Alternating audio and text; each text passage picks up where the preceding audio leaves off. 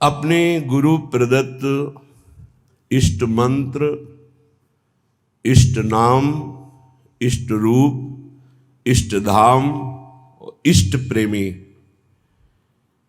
इतना ही मन दौड़ाने का स्थान है हमारा। इसके अलावा अन्य सब निषेध है।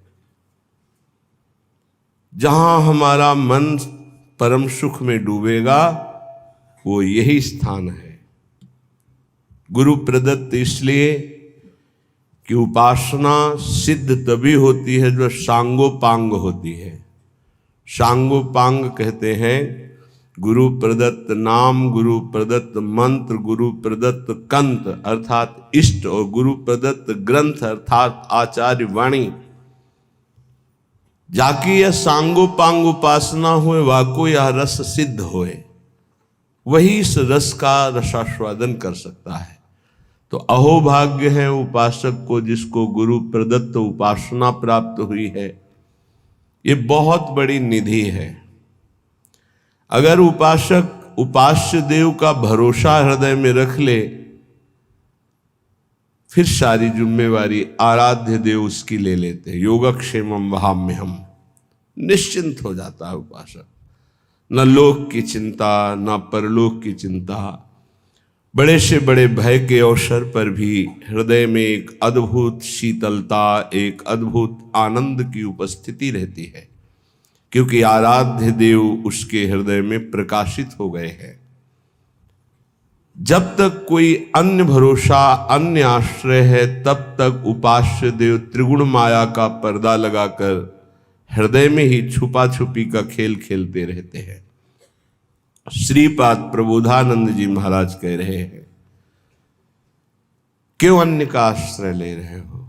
अन्य में आपका शरीर भी है, आपका अंतःकरण भी है, आपका स्वभाव भी है, और आपका शारीरिक संबंध भी है, आपका इंद्रियों से भोगों का संबंध भी है। ये सब अन्य के अंतर्गत आता है। अनन्य में एक ही बात केवल होती है, आराध्य देव बस, कुछ और नहीं। मेरे तो गिरधर गोपाल दूसरो न कोई, ये केवल अनन्यता का स्वरूप है। श्रीपाद बहुत करुणा करके कई श्लोकों में इस शब्द का प्रयोग किया है। कह रहे मरिष्यसि कदा सखे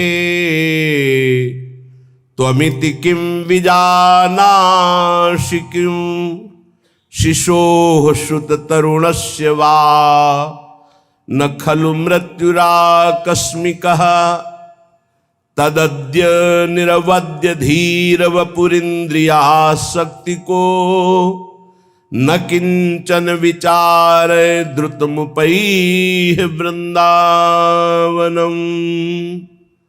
हे सखे, मरिष्यसि कदा, तुम्हें पता है तुम्हारा शरीर कब छूट जाएगा? किस दिन तुम्हारी मृत्यु होगी तुम्हें पता है? क्या तू ऐसा जानता है कि तेरी वृद्धावस्था में ही मृत्यु होगी? तो गलत तेरी सोच है। शिशो हो, शिशु अवस्था में भी हो सकती है। सुतरुणस्य, सुंदर जवानी में भी मृत्यु हो सकती है। खलु मृत्यु राकस्मिक, अकस्मातिक, कभी भी किसी भी समय किसी अवस्था में हो सकती है। तदद्य निरवद्य धीर वपुर इंद्रिया शक्ति को। इसलिए मेरी बात मान लो, यदि अपनी इंद्रियों को तुम रोक पाओ और मन को नाम में लगा दो प्रिया प्रीतम के, तो ये जीवन तुम्हारा सार्थक हो जाएगा, धन्य हो जाएगा। नहीं, अच्छे अच्छे मृत्यु का अवसर आने पर भयभीत हो जाते हैं। ध्यान रखना, मृत्यु ऐसा भयावह नाम है जो सबके होश उड़ा देती है, पर जिनके होश श्री जी के चरणों में समर्पित है वो मृत्यु के होश उड़ा देते हैं। मृत्यु भय प्रदान करती है। वो ऐसी अभय अवस्था में होते हैं कि मृत्यु भी कुछ नहीं बिगाड़ सकती। जब ध्रुव जी परम पद में आरूढ़ होने के लिए चरण बढ़ाए भगवान का दिव्य विमान पार्षद, तो काल प्रकट हुआ और बोले इस लोक की मर्यादा है, मैं स्पर्श करता हूं तभी कोई आगे जाता है। तो ध्रुव जी ने कहा ठीक है, मैं स्पर्श करता हूं आपको, और काल के माथे पर पैर रखकर भगवान के दिव्य विमान पर पार्षदों ने हाथ पकड़कर ऐसे बैठाला। भक्त काल के माथे पर चरण रख करके चलता है, पर वो भक्त जो अनन्य है प्रिया प्रीतम, जो अनन्य है प्रभु का, प्रभु के सिवा किसी अन्य से आश विश्वास नहीं है। तदद्य निर्वद्य धीर वपुरु, बहुत धैर्यवान हो जाओ, मृत्यु की तैयारी कर लो। बड़ा कठिन है, जीने के लिए तुम हर प्रयास कर रहे हो, लेकिन मरने के लिए कौन प्रयास कर रहा है? धन्य है वो जो अपनी मृत्यु की तैयारी कर रहा है। लाखों करोड़ों अरबों असंख्यों मनुष्य हैं, सब जीने के लिए परेशान है, लेकिन कोई बिरला ऐसा है जो मृत्यु की तैयारी कर रहा है कि मुझे जाना है यहां से, मुझे जाने की तैयारी करना है, मुझे नाम जमा करना है, भगवान नाम, मुझे जितेंद्री होना है, भगवत साक्षात्कार करना है, पुनः इस संसार में, भयावह संसार में, जन्म मृत्यु दुख देने वाले संसार में, छली कपटी संसार में नहीं आना, मुझे भगवान की नित्य धाम में रहकर उनकी नित्य लीलाओं का रसास्वादन करते हुए उनकी सेवा में रहना है। ये पहली तैयारी हुई एक श्लोक में कि आप सोचो तुम्हारी मृत्यु होगी, कब होगी, किस समय होगी, कुछ पता नहीं, किसी भी समय हो सकती है। खलु मृत्यु आकस्मिक, अकस्मातिक, तुम्हें पता भी नहीं चलेगा। खेल खेल में हंस रहे, नाच रहे, पधार गए। धैर्यवान बनकर मृत्यु पर विजय प्राप्त करने की तैयारी कोई बिरला करता है, एक कोई फर्क नहीं। प्रवचन की बात नहीं है, अगर हृदय में नाम चल रहा है तो कोई फर्क नहीं है।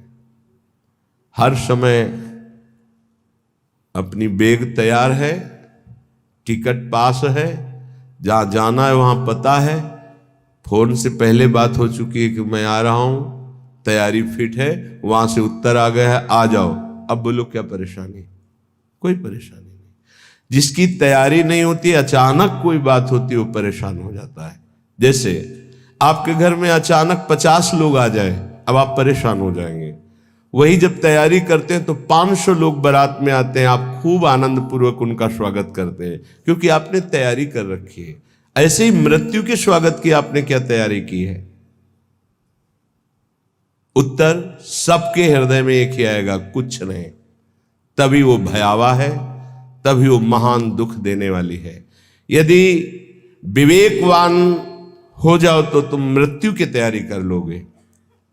वो आखिरी तैयारी गुरु कृपा से होती है, और जिसने वो तैयारी कर ली वो निर्भय हो गया, निश्चिंत हो गया, निःशोक हो गया। ये तैयारी हम क्यों नहीं कर पाते?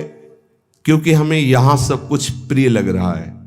ये देह प्रिय लग रहा है, मकान प्रिय लग रहा है, पुत्र पत्नी परिवार प्रिय लग रहा है, तो हम तैयारी यहां की सब कुछ कर रहे हैं, लेकिन हमको ये पता नहीं कि अचानक हमारा ट्रांसफर हो जाएगा, अचानक हमारा शरीर छूट जाएगा, और उसकी तैयारी न होना सबसे बड़ी हानि होगी।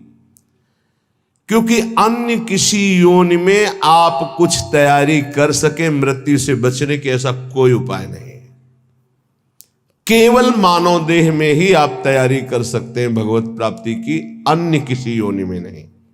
और ये आपने यहां की तैयारी में ही सारा समय खत्म कर दिया।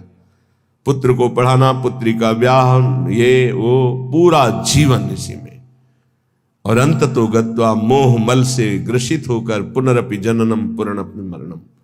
ये आपकी मृत्यु के तैयारी में जो बाधक है, श्रीपाद आगे के श्लोक में कह रहे हैं, राज्यम निष्कंटकमपि परित्यज्य दिव्याश्च रामाः कामान सर्वानपि च विहितांस्तिक्त तिक्तान विदन्तः हित्वा विद्या कुल धन जनाद्याभिमानं प्रविष्टा ये श्री वृंदा विपिन मपुनर्निर्गमास्तान् नमामः।